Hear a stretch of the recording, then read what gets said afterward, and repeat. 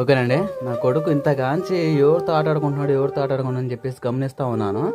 తీరా చూస్తే ఇంకా ఆ నీడ ఛాయ్ కనపడుతుంది కదా, ఇంకా మా బుడ్డోడిది నీడ. ఇంకా పొద్దుగోగులు ఆ పాప చూసుకొని పైకి కిందికి చేతులు పడ్డం. ఆ పాపలో కూడా ఇంకా బాబు ఎట్టంటే అట్ట ఇంకా నీడ కూడా వచ్చింది కదా, అట్నే చూసుకొని ఆటాడుకుంటా ఉన్నాడు. ఇంగ్లే ఇంగ్లే ఇంగ్లే దోయ్.